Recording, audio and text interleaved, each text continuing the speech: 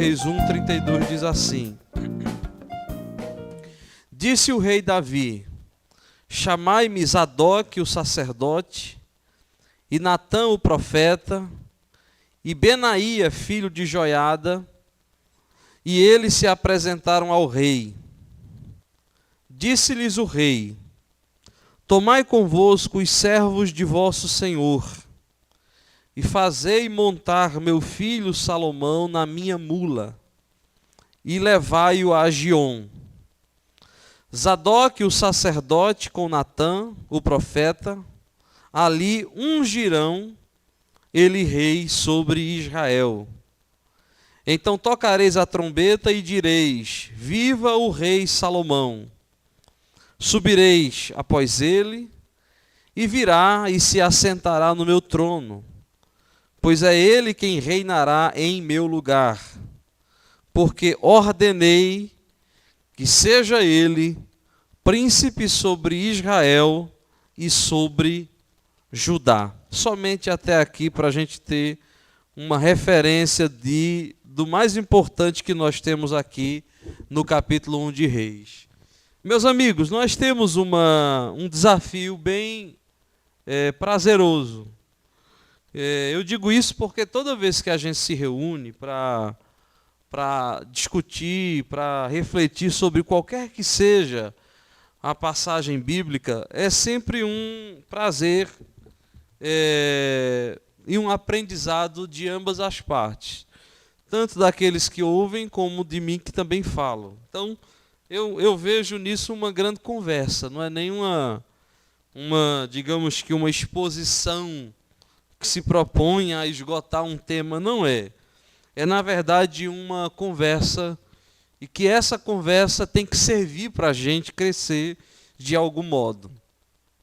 Eu já havia dado, quando eu estava na congregação, sobre o rei Davi. E foi longo, acho que mais de 6 meses, e a gente viu sobre o rei Davi. E naquela ocasião eu tinha dito que nós iríamos ver a história do rei Davi sem ter a preocupação de quem apenas quer estudar a história. Porque se fosse para a gente sentar hoje aqui para fazer um curso de história de Salomão, eu não teria muita empolgação nenhuma. Agora, quando a gente decide abrir uma porção da Escritura, e dessa porção nós fazermos o exercício, note bem isso, de lê-la a partir do Evangelho, aí sim a gente começa a ver as coisas interessantes. Por quê? Porque independente de ser Davi, como foi feito, ou agora de ser Salomão, como a gente está fazendo, o que é mais importante não são as histórias de lutas, de experiências, de dramas, de guerras. O mais importante em tudo isso que a gente está fazendo aqui é nós termos a possibilidade de fazer você perceber como é que a gente deve ler a Bíblia. Eu queria que hoje à noite isso fosse o que de mais importante fosse fixado em nosso coração. Existe um modo de ler a Bíblia que ela é coerente com o ensino do Evangelho, e existe um modo de ler a Bíblia que muitas vezes vai contra o sentido do Evangelho. Então, de tudo que a gente apreende aqui, eu já quero de início dizer que o mais importante é você ter o discernimento de como se deve ler a Escritura. E como então se deve ler a Escritura? Se deve ler a Escritura tendo Jesus como sendo o óculos de interpretação. Não esqueça disso jamais. Se eu não tiver Jesus, o seu ensino, o seu trato, aquilo que ele nos ensinou, se o ensino do Evangelho não estiver condicionando a minha leitura da Bíblia, eu vou ler a Bíblia contra mim. E eu vou ler a Bíblia e dela eu vou fazer, ou vou tirar conclusões que podem ir totalmente de encontro ao ensino do Evangelho. Então essa é a primeira coisa. Ou seja, em outras palavras, o que eu estou dizendo aqui a vocês de forma muito simples, quase que numa conversa de pai para filho, é que a Bíblia, se não for lida, tendo a referência de Jesus, ela pode até me fazer mal. Você está me ouvindo direitinho? Eu vou repetir isso aqui. Se você ler a Bíblia sem ter uma lente que condicione essa leitura, ela pode lhe fazer mal. Aí você diz, a Bíblia pode me fazer mal? Pode lhe fazer mal. Por exemplo, no texto que cobre o que eu queria, não sei se consigo falar hoje, por exemplo, existe um episódio em que um irmão chamado Adonias, o irmão de Salomão, entra no santo lugar, se agarra com os chifres do altar, dizendo, aqui o meu irmão não vai me matar. Ora, a pessoa que lê um negócio desse, assim, de cara, ele talvez ache normal um irmão querer matar o outro. Talvez o cara até diga assim, não, matar é muita coisa, mas no mínimo ter raiva dele eu tenho. Bom, é isso que eu estou querendo dizer a você. A Bíblia pode me fazer mal.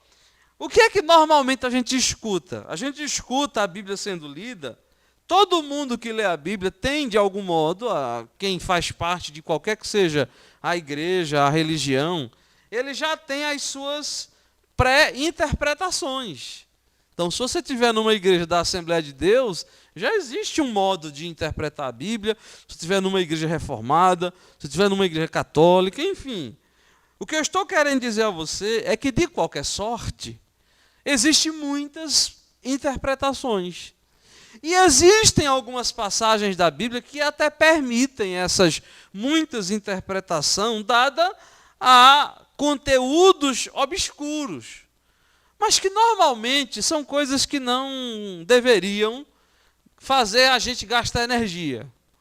Agora, quando você olha a Escritura, tendo apenas, e eu diria apenas como sendo só isso, mas ao mesmo tempo tudo isso, que é o olhar de Jesus, você não vai se perder em passagem nenhuma. Não vai se perder em passagem nenhuma. Você pode ler Levíticos, você pode ler Números, você pode ler Gênesis, você vai para Reis, como a gente está indo em Reis. Você pode ver Davi, como em Davi você vai encontrar desde o livro de 1 Samuel até o final de 2 Samuel. Você pode ler gente querendo arrancar a cabeça de gente, gente estourando gente, gente matando, gente fugindo, gente mentindo. E você vai ver isso apenas como de fato é, história de gente. Você não fica tomando para você, como alguns equivocadamente o fazem, se abrir de manhã, acordar o olho de manhã e abrir a Bíblia e tiver lá escrito qualquer coisa, ele já toma aquilo como uma palavra específica dita para ele, porque ele vê a Bíblia como sendo alguma coisa, um oráculo mágico. E eu estou dizendo tudo isso já para a gente desencantar de vez e entender que nós estamos diante de uma história. E uma história de homens. E sendo uma história de homens, você vai ver aspectos aqui puramente humanos. Coisas das quais a gente pode se admirar e ver nelas coisas que podem ser reproduzidas em nós, coisas bonitas, dignas, ou você pode ler coisas aqui que são absolutamente reprováveis. Coisas que você não precisaria nem conhecer Jesus, basta você ser um ser humano de bom senso, que você perceberia que isso é totalmente inaplicável para o bom viver. Agora, se você quer ir mais além, e é o que a gente vai tentar fazer aqui, é você julgar a história, julgar a Bíblia, julgar os acontecimentos a partir da regra da vida. E onde está a regra da vida? Em que lugar ela está? Ela se encarnou e está naquele que disse que é o caminho, a verdade e a vida. É sempre bom eu repetir isso, para que isso fique muito claro. Assim sendo, o maior benefício de qualquer projeto de leitura da Bíblia ou de uma reflexão sequenciada na história, o maior benefício de cara é esse. É o benefício de me dar uma sabedoria, um discernimento para julgar a história a partir dos valores do Evangelho. Esse é o ponto-chave. Esse é, digamos que, a coluna principal do que, querendo Deus, a gente possa continuar aqui nas próximas quartas-feiras. Então, a coluna principal é essa. Se você pensar assim, eu quero ir na quarta-feira, porque eu acho legal ouvir a história, é uma boa motivação. Mas se você quer uma motivação excelente, eu diria que você poderia dizer assim, eu quero ir quarta-feira, porque eu quero perceber como o Evangelho julga a vida. E diz aquilo que da vida é doce e daquilo que da vida é amargo. Primeira coisa. Segunda coisa que eu quero lhe dizer hoje à noite, à guisa de introdução. Quando eu digo que o Evangelho julga a vida, eu estou usando a palavra vida como se eu pudesse aqui colocar aspas sobre ela. Porque vida, com aspas, é existência. Ou seja, é aquilo que acontece no meu momento enquanto eu tenho fôlego de vida. Então isso é vida com aspas. É a minha fome, eu como quando eu tenho fome, é o meu trabalho, é o acordar, é o meu corpo, são as dores da vida. Vida é isso, é a vivência humana.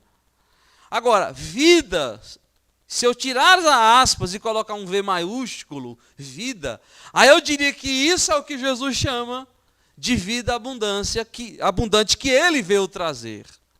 Então, separe essas duas coisas também. Uma coisa é a vida, existência, respiração, fôlego humano, que me faz estar aqui respirando. Isso é vida. Mas é a vida bios, da expressão vida biológica.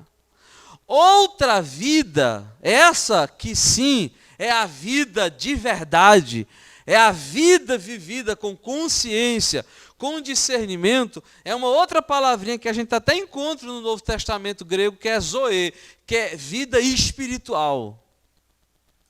Por que eu estou separando essas coisas?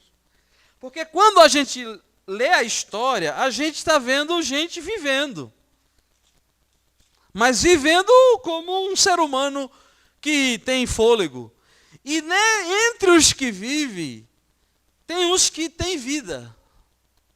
Ou seja, entre os que vivem, tem gente que enxerga a vida no seu sentido essencial. Por isso que tem gente que vive e não vive, e tem gente que vive e vive. E na grande maioria dos casos, seres humanos não são aqueles que ora vivem, ou seja, ora abraçam valores da vida ensinadas no Evangelho, mas na grande maioria das vezes é gente que não faz as escolhas da vida, dessa vida com V maiúsculo. Salomão é o quê nesse processo? Salomão é como qualquer um de nós. Só que tem uma coisa em Salomão, e eu já vou lhe dizendo de cara, para a gente se preparar para as quartas-feiras que se aproximam. Tem uma coisa em Salomão que eu diria que é distintivamente característica.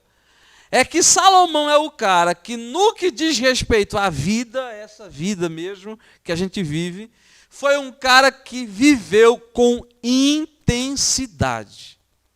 Note bem isso. Salomão é um ser humano que mergulhou de cabeça para provar a vida. E quando eu digo provar a vida, eu estou falando a vida da qual eu me relaciono aqui. Eu não estou falando de vida espiritual. Salomão é o cara que disse assim: o que a vida tiver para me oferecer, eu vou lá e provo. Você está me entendendo? O que a vida me propor, eu vou lá e saboreio. É por isso que, não sei se a gente chega, não sei como é que vai ser, Deus é quem sabe. Mas dependendo da nossa caminhada aqui, a gente no final de ver a experiência histórica de Salomão, a gente vai ver qual foi o extrato final dessa experiência da vida de Salomão. E como é que ele, Salomão, depois faz a análise dessa própria vida. É quando você vai para o livro de Provérbios, é quando você vai para o livro de Eclesiastes, e você vai ver um cara que parou por um momento e disse assim: o que foi que eu vi da vida? Lembra um quadro do Fantástico, né? Que é os caras dando uma entrevista, o que foi que eu vi, o que eu vi da vida? Salomão é o cara que no final faz isso também. Só que ele faz isso como o sábio escrevendo, como um conselheiro para os outros. Porque o que é o livro de Eclesiastes? O que é o livro de Provérbios? É um cara dizendo assim: gente boa, vou falar para vocês o que foi que eu vi da vida. Para mim, a vida é isso. É por isso que você encontra em Eclesiastes, por exemplo, uma expressão que é muito comum, que se repete constantemente, que é a expressão a vida debaixo do sol. Lembra disso? Se der tempo, a gente vai ver o que é que acontece aqui. Talvez chegue lá para ver isso. O que é a vida debaixo do sol? É exatamente a vida neste sentido que eu dei aqui no início. É a vida entre aspas, ou seja, são as experiências que se propõem a mim e eu vou lá desfrutando elas. Eu vou lá, se é para ser isso, eu vou ser isso. O que tiver de encarar, eu vou encarando. Por isso que chega uma hora que Salomão, ele chega a uma conclusão muito interessante. Ele diz assim: a vida debaixo do sol é vaidade. Por que Salomão disse que a vida debaixo do sol é vaidade? E é correr atrás do vento. Porque é o cara que abriu a boca e saiu provando de tudo. É o cara que foi sentindo os gostos, os sabores, os aromas da vida. E no final das contas chegou à conclusão de que tudo é vaidade mesmo. Por isso que eu estou lhe dizendo que o que a gente quer fazer aqui, se Deus permitir, é dar a você e a mim, que estou falando também, a oportunidade de você aprender com aquele que dessa vida desfrutou de coisas, viveu experiências, se colocou em circunstâncias e situações que podem me trazer luz para que eu possa ou me encantar com a vida em alguns aspectos, ou em outros tantos me desencantar com a vida. É isso que Salomão, se for bem lido, provoca na gente. Um encantamento por um lado e um desencantamento por outro. Deixa eu lhe dar um exemplo aqui bem bobinho, né? Imagine a pessoa que fez da vida apenas um meio, um trampolim para o poder, para ter poder, para alcançar status. Esse cara precisa ter um encontro com Salomão, para que ele veja que Salomão, ele é considerado o símbolo de riqueza, de beleza, usado como arquétipo pelo próprio Jesus. Quando Jesus ensina o Sermão do Monte, e Jesus fala sobre os lírios do campo, lembra disso? E Jesus fala, olha como são belos os lírios do campo, que hoje existem e amanhã são lançados ao fogo. Eu vos digo que nem Salomão se vestiu como um deles. Por que Jesus cita Salomão?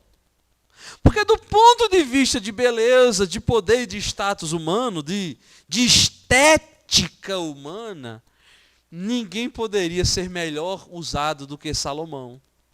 Então imagine uma pessoa que diz assim, a vida é imagem, a vida é estética, a vida é visual, e faz disso a razão da sua vida.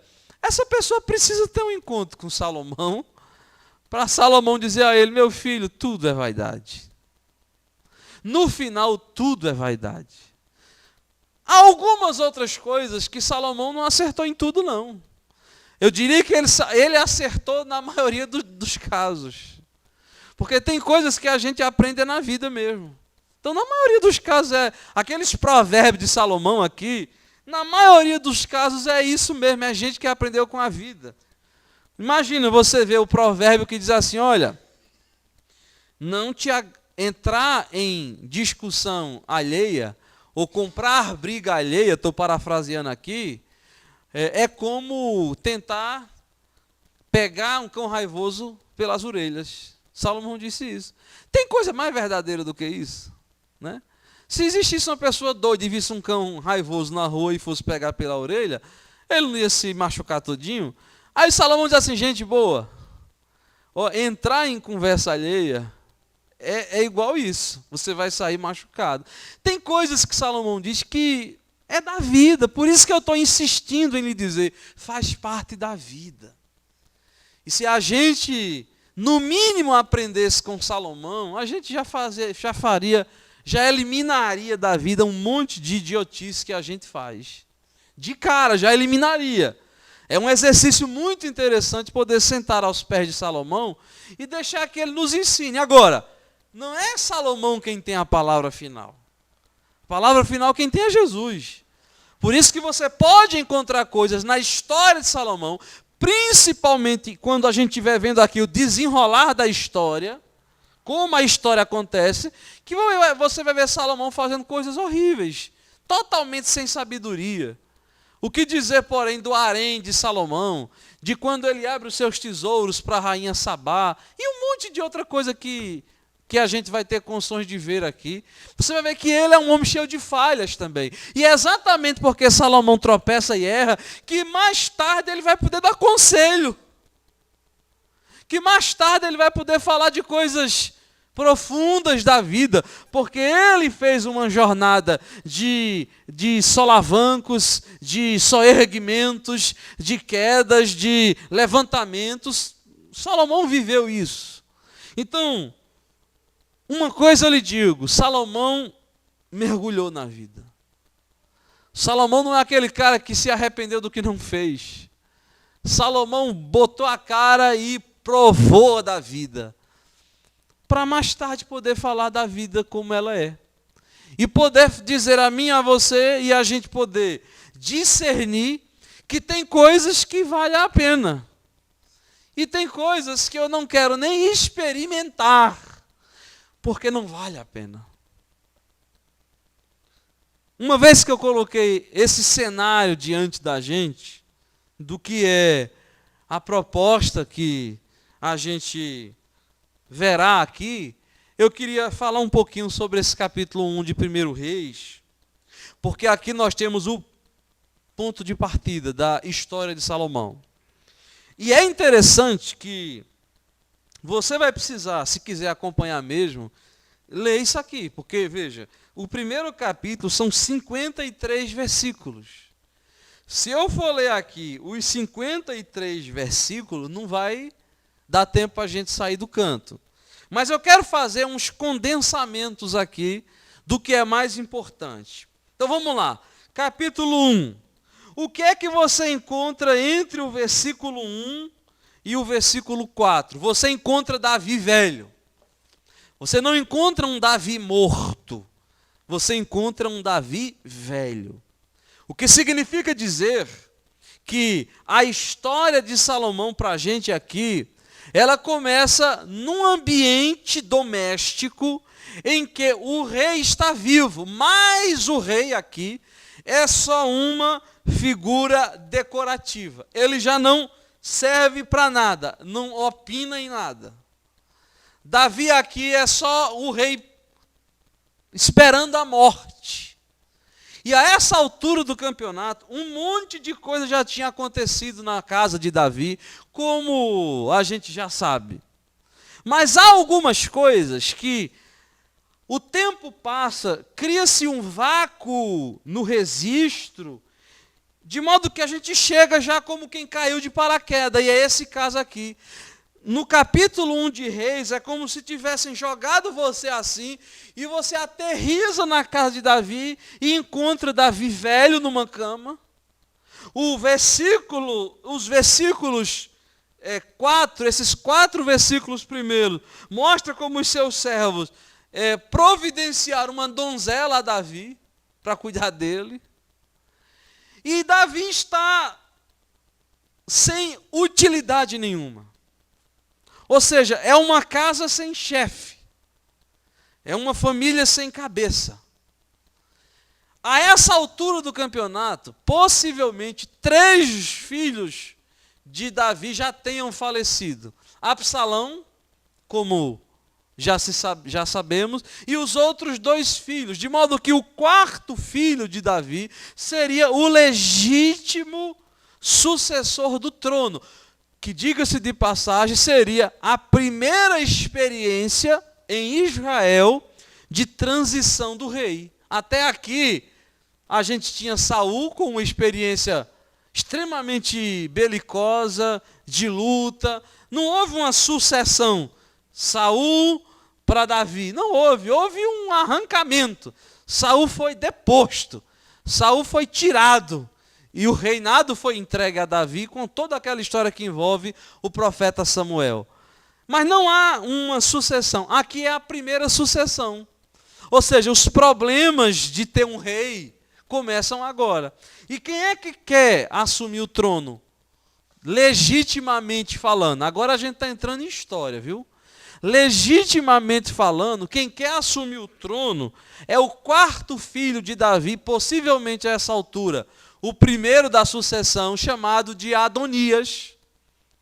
E esse cara chamado Adonias, ele consegue politicamente atrair para si algumas peças-chave do reinado de Davi. Algumas figuras políticas importantíssimas ele atraz para ele. Como, por exemplo, se é que alguém ainda lembra desses nomes, um dos mais importantes generais de Davi, chamado Joabe. Depois um importante sacerdote chamado Abiatar.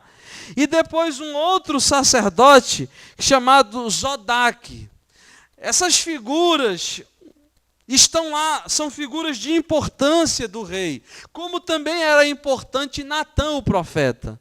Então, é como se tivesse dividido. Uma parte dos figurões do reinado de Davi dão apoio a esse filho de Davi chamado Adonias. E o que é que Adonias faz? O pai ainda não morreu. Davi está vivo. Mas Adonias diz que ele vai se autoconclamar rei. Afinal de contas, o rei Davi já está acamado, já está velho, e Adonias não quer esperar nada. E ele simplesmente quer dizer o seguinte: eu vou lá e vou ser o rei. E ele conclama o povo, faz uma grande festa, separa bois, separa ovelhas e vai então para um evento onde ele vai ser autoconclamado rei. E é nessa hora que aqueles que lhe eram seus adversários, que não comungavam com isso, bolam um plano para poder obstacular esse projeto de Adonias. E quem é que está capitaneando isso aqui? É principalmente o profeta Natã. Lembra do profeta Natã? Aquele cara que foi em Davi, com o dedo em riste, dizendo a Davi o seu pecado, que foi boca de Deus para Davi. Pois esse Natã, que fez essa coisa linda, sendo usado por Deus, é o mesmo Natã que agora vai bolar um planinho que não tem nada a ver com espiritualidade, que não tem nada a ver com o Espírito Santo, que é só uma maquinação política, só para você ir desencantando já de cara. Porque o profeta Natã é aquela pessoa de Deus. Natã é só mais um personagem no xadrez político aqui. E quando Natã escuta que Adonias vai se declarar rei, o que faz Natã? Chama Batseba, a mesma Batseba, aquela do caso com Davi. Depois ela se torna esposa, porque o filhinho morre daquela gravidez, e depois ela se torna mãe de Salomão. Opa! Aí Natã chama Davi e diz, chama Batseba e diz, Batseba, procura Davi, e lembra a Davi, porque a essa altura já tinha acontecido aquela profecia que Davi diz que Salomão será o seu sucessor.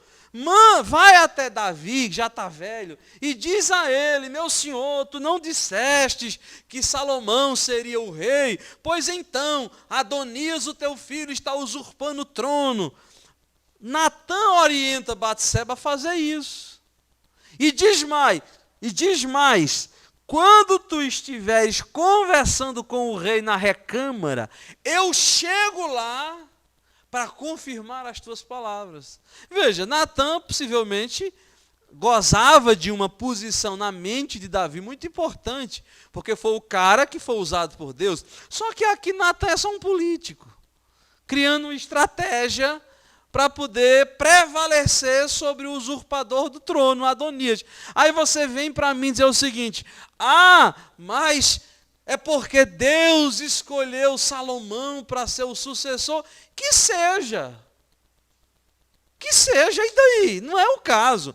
O caso em questão é que a gente está vendo uma história de homens que, conquanto não tenham consciência de que o resultado final das suas ações é a vontade de Deus, é assim que acontece, mas cada um é responsável pelo que faz. E você está vendo aqui gente muito humana, com muita sagacidade, querendo fazer prevalecer a sua vontade.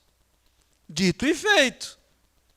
Batseba vai até Davi e faz toda essa encenação verdadeira, de certa forma, mas sob o conselho de Natã, ela vai lá, se prostra diante do rei, lembra a Davi que Salomão tinha sido prometido sucessor, mas que agora Adonias, eu estou aqui já no versículo 19 do capítulo 1, mas que agora Adonias sacrificou bois e animais e está convidando o povo com o apoio de Joabe, o general, e de Abiatar, o sacerdote. E aí, quando ela está falando isso, também chega Natã, e Natã reforça o que está acontecendo, qual foi a decisão de Davi? É ratificar aquilo que ele havia dito, de que o rei seria Salomão. É interessante que tem uma passagenzinha aqui, que eu não vou procurar qual é o versículo, você pode encontrar depois, que se diz que nessa época aqui, Davi já não tinha muita influência sobre Adonias, ou seja, era um pai que não exercia aqui nesse momento da história nenhuma influência sobre a sua casa. O que é que acontece em ato contínuo? Davi marca uma reunião real, num determinado local, chama o povo para aquele ambiente, e lá declara que Salomão será o rei. E isso acontece. Portanto, no mesmo momento você tem duas festas. Uma festa, a de Adonias, que ele se autoconclamou rei, e a outra que é o próprio rei Davi que está dizendo, Salomão é o rei. Ora, quando acontece essa festa aqui de Salomão constituído rei, que foi precisamente o texto que a gente leu, o povo vai com Davi. E então, sobre os gritos de viva Salomão, Salomão montado na mula, o povo festeja-o e recebe-o como o rei de Israel. Aí você então pergunta, enquanto isso na sala da justiça, o que é que acontece com a festa de Adonias? Alguém chega lá em Adonias e diz, Adonias, o povo está em festas. E Adonias diz, e foi o quê? E ele recebe a notícia de que Davi havia constituído Salomão como seu rei. Ora, quando isso acontece, os que estavam macomunados com Adonias, fazendo essa unção real postiça, todo mundo começa a sair em disparada. Quem vai ficar? Quem é louco de poder dizer assim, a gente está ungindo um rei contra o rei que Davi declarou rei, Salomão. Então todo mundo corre da parada, ninguém fica. Os que tinham bolado o plano secreto vão embora com medo de morrer. E não era sem razão. E o que faz então Adonias? O versículo, por exemplo, 49, eu já estou chegando no finalzinho do capítulo 1, que é o que eu queria cobrir hoje, diz então que os estremeceram e se levantaram todos os convidados que estavam com Adonias, e todos se foram tomando cada um o seu caminho. Ou seja, na hora que o negócio apertou, neguinho não ficou para contar a história. Todo mundo correu. E a gente chega então nesse versículo 50 a 53, que é o versículo que eu quero fechar com ele, trazendo a primeira impressão de Salomão. Porque até aqui, note vocês que me ouvem aqui, Salomão falou alguma palavra até agora? Não, nenhuma. As coisas estão acontecendo e até aqui você não vai encontrar uma manifestação de Salomão. Adonias foi lá, se declarou rei. E o povo foi com Adonias, uma parte. Natã bola um plano com Batseba e que faz Davi constituir rei a Salomão legitimamente com o apoio do povo. Salomão disse alguma coisa até aqui? Não disse nada. Possivelmente ele era muito jovenzinho aqui ainda. Depois, o povo sai em festa pelas ruas, enquanto a festa de vitória de Adonias vai se desbaratando, feita de Hillary Clinton ontem. Todo mundo corre, não fica ninguém. Aí o que é que ocorre? Adonias, então, temeu pela sua vida. Porque ele disse assim, olha, eu vou ser visto como um traidor. E Salomão vai querer me matar. Ora, se Adonias pensou isso, é porque você já começa a perceber que o clima daquele momento histórico, nesse período da história, era assim mesmo. Não era desse jeito mesmo. Para matar um irmão que estavam acusados de traição, matava mesmo. E o que faz Adonias? Ele tem a reação natural para os seus dias. A reação natural para os seus dias é, vou morrer. Porque o meu irmão foi declarado rei, enquanto eu estava dizendo que eu era o rei, ele vai me matar. Aí o versículo 50, note que isso é o mais importante que hoje eu queria que você guardasse, diz que, porém Adonias, temendo a Salomão, levantou-se, foi e pegou nas pontas do altar. Esse altar aqui provavelmente seja o altar dos sacrifícios, que ficava, na verdade, no átrio dos gentios. Haja vista que você tem o santo lugar, que também tinha lá um altar, podia até ser esse, e tem o santo dos santos, que não era com certeza onde havia a arca. Então, possivelmente é o altar dos sacrifícios, onde havia as pontas e os animais eram sacrificados.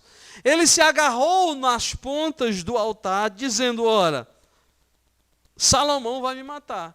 Eu não sei se é daqui desse texto que saiu uma música na ponta do altar, alguma coisa, se agarrar nas pontas do altar. Não tem uma música, acho que é de Trazer na Arca, que fala alguma coisa sobre isso, como que se agarrar nas pontas do altar fosse o escape.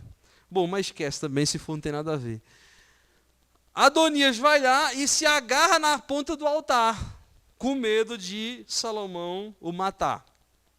Aí o verso 51 diz: foi dito a Salomão: eis que Adonias tem medo de ti, porque pega nas pontas do altar dizendo, ele queria um juramento: jure-me hoje o rei Salomão que não matará o seu servo à espada. Para tudo e olhe para mim. O primeiro desafio de Salomão como rei, o primeiro, é lidar com o tamanho do poder. Tem gente que não está preparado para o poder. Você concorda comigo? Tem gente que não está preparado ao poder.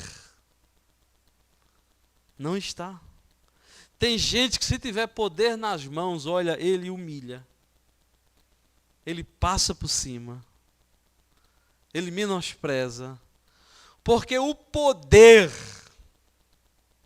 traz a falsa noção de que a pessoa pode todas as coisas. É por isso que existe essa frase, esse ditado popular, que é verdadeiro, que diz assim: quer conhecer uma pessoa, dê o que a ela? Dê dinheiro e dê poder. Porque o poder, ele reveste o indivíduo de uma áurea de que ele tem a palavra final. Mas não é isso que Adonias se coloca. Quando Adonias se pega na ponta do altar, dizendo: jura-me o rei que não me matarás à espada, ele está atribuindo a Salomão o poder de fazer isso. E era verdade. Salomão tinha esse poder. Ele tinha esse poder. Tinha esse poder. E o que faz Salomão no seu primeiro ato real? Olha como é interessante isso. Olha como é bom a gente fazer. Olha como eu gosto dessas sequências. Porque, de outra sorte, quando é que a gente teria a oportunidade de ver um episódio como esse? O que é que você faria se fosse Salomão? Talvez para mostrar o seu poder, você dizer: eu mato ele, agarrado nas pontas, seja o que for. Como é que Salomão lida com o poder que agora está nas suas mãos? Como é que ele lida com isso? Minha gente, é por isso, deixa eu abrir um parêntese aqui, é por isso que o apóstolo Paulo fala sobre não dar atribuições grandes a pessoas que sejam neófitas, jovens, para que elas não caiam na tentação de Satanás. Porque Satanás é o maior protótipo de gente que não soube lidar com o poder que tinha. A gente sabe muito pouco do que aconteceu no período pré-criação, pelo menos da nossa criação. Mas os esparmos de revelação que a gente tem, traz a ideia de que Satanás, por ser um anjo de luz, razão de onde procede o nome Lúcifer, ele se inebriou tanto com a sua própria luz que ele se sentiu capaz de ser igual ou maior do que Deus, pelo que foi precipitado em juízo por causa dessa sua ostentação. O poder é perigoso. Olha o que eu vou lhe dizer agora. Nunca queira poder. Nunca queira poder. Seja ele qual for. Às vezes existem poderes que são muito idiotas, mas que são algum tipo de poder. Por exemplo, uma reunião como essa da gente hoje, simples, pequenininha, está aqui. Só o fato de eu estar falando aqui para vocês, isso implicaria uma noção de algum tipo de poder. O poder da fala. Mas veja, nessa besteirinha tem gente que fica louco com isso. Que fica louco com isso. Que já se sente maior. Agora imagine outros poderes. Imagine um poder político. Imagina governar uma cidade. Imagina governar um estado. Imagina, por exemplo, como é que dormiu Donald Trump. Se tornou o legítimo herdeiro do maior poder do planeta, do ponto de vista político-econômico.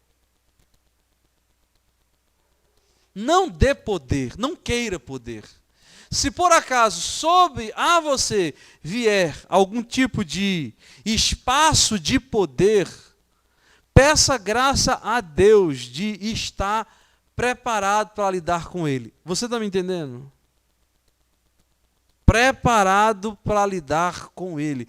Porque, do contrário, você será uma catástrofe para você mesmo e para os outros. Olha que coisa poderosa é isso. Hoje à noite aqui a gente acabou terminando com uma coisa tão profunda. O poder. Mas vamos lá, e como é que Salomão agiu com o poder? Qual foi a resposta de Salomão a essa subserviência medrosa de Adonias, dizendo: jura-me aqui no altar, nas pontas do altar, que tu não me matarás à espada. O que foi que Salomão respondeu? Ele poderia ter matado, se fosse alguém tomado pelo poder, louco, para mostrar força, poderia ter matado, para provar que eu sou o rei. Poderia ter feito isso. Mas ele poderia ter feito outra coisa, tanto pior quanto. Era, por exemplo, ele ter chegado para Adonias e humilhado Adonias, dizendo: sua vida está nas minhas mãos. Se eu quiser, eu lhe mato. Mas eu não vou querer lhe matar. Se ele, Salomão, tivesse feito isso, meus amigos, observe o que eu estou dizendo. Está nas entrelinhas aqui. Se Salomão tivesse dito assim: eu não quero matar você, Salomão estaria fazendo a afirmação de que esse poder de tirar a vida de Adonias estava em suas mãos. Está percebendo o que eu estou querendo dizer? Que se ele matasse, ele estaria assumindo a loucura do poder, dizendo: sua vida é minha. Se ele não matasse sob o argumento de que eu quero, mas não, eu posso, mas não quero, também ele, Salomão, estaria cedendo à vaidade do poder. Como é que se sai de uma dessa? Me diga como é que se sai de uma dessa. Como é que o jovem Salomão nos entrega hoje à noite, digamos que a primeira grande lição de vida? Eu lhe respondo. Salomão nos entrega, olha que coisa linda que eu vou lhe dizer agora. Jovenzinho, recém-ungido rei, Salomão nos mostra o verdadeiro lugar do poder, pelo menos desse poder político no mundo, qual deve ser. Olha a resposta de Salomão, que coisa espetacular. Ele diz assim: se for homem de bem, vou repetir isso. Se for homem de bem, nenhum de seus cabelos cairá em terra. Porém, se achar nele maldade, morrerá. Eu vou encerrar agora. Você entendeu isso? Me diga-me, você entendeu isso? O que Salomão está dizendo é: o poder não está em mim.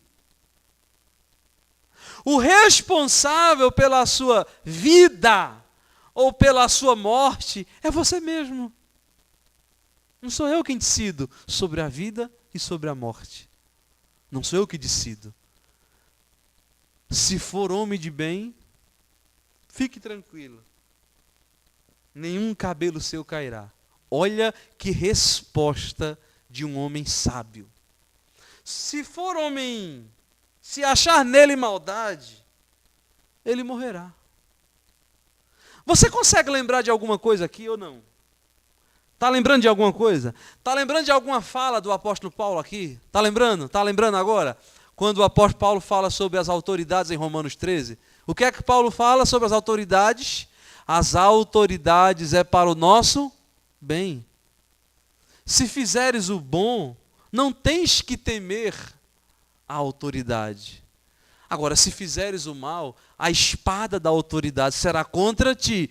Veja, meus amigos, meus amiguinhos, entre Salomão e Paulo, há séculos de distância. E, todavia, o conceito de poder e de autoridade que Salomão entrega aqui é o mesmo que Paulo entrega séculos e séculos depois. Em outras palavras, Salomão está dando uma aula a gente aqui, qual é o lugar do poder político no mundo. Eu fico embasbacado. Eu acho que se eu estivesse sozinho hoje aqui, olhando para essas cadeiras, dizendo isso aqui, eu estaria tendo agora a mesma reação de extasiamento que eu tenho aqui. Como é que Salomão, recém-ungido rei, consegue discernir com tanta clareza o lugar do poder político do mundo? Aí, se você sair daqui agora e quiser analisar vereador, prefeito, governador, presidente, Donald Trump, Putin, outras coisas. Se você quiser analisar qualquer poder político do mundo, o princípio é o mesmo. Quando o poder político no mundo é justo e cumpre o seu papel, ninguém tem que temê-lo. Porque quem é gente de bem não tem que temer governo justo. Agora, quando o governo é injusto, aí quebra essa regra. Governo injusto, o pau canta em todo mundo. Não importa se você faz o bem ou se faz o mal. Mas quando o governo é justo, não há que se temer o governo. Seja ele qual for. Não tem que temê-lo. Aí Salomão é rei há algumas horas. Há poucas horas o cara foi ungido rei. E o cara já está me dando uma lição de governo. Governo no mundo existe para ser justo. Viu? Eu vou repetir isso. Governo no mundo existe para ser justo. E, infelizmente, 99,99999% os governos não são justos. Não são. Não são justos com o dinheiro público, não são justos com a verdade, não são justos com nada. Por isso é que é a loucura que é. Mas Salomão está me dizendo aqui essa lição de vida. E ele já está dando o tom de que está chegando aqui um rei poderoso. Está se mostrando um rei sábio. Davi nem morreu e Salomão está dando um baile. Eu vou encerrar agora, dizendo a você então o que é que aconteceu. Enviou o rei Salomão mensageiros e o fizeram descer do altar. Como quem diz assim: Adonias, larga de ser besta. Que bobagem é essa? Você está querendo praticar barganha com Salomão? Ele mandou dizer, meu filho, se você for gente do bem, não se preocupe com nada. Agora, se você for perverso, a sua máscara cai e qualquer hora dessa, a espada passa por sua cabeça. Então desça, sai daí. E levaram ele, e ele veio até Salomão e se prostrou. Olha que oportunidade de Salomão agora descer o cacete. Olha, Salomão só diz 4 palavras. Vai para tua casa. E fim de papo. E fecha a conta.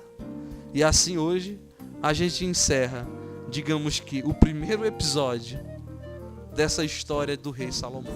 Repito, um rei que mergulhou de cabeça na vida. E na grande maioria das vezes, não em todas, mas em grande parte, o fez com muita sobriedade.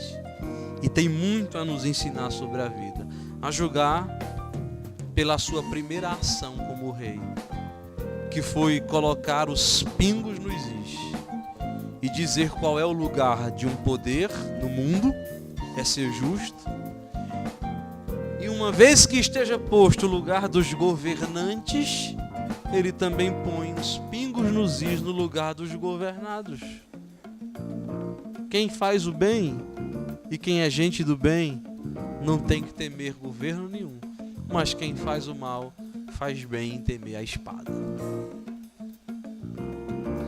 E aqui se abre a história de Salomão, e que, se Deus permitir e quiser, a gente tá junto para continuar quarta-feira.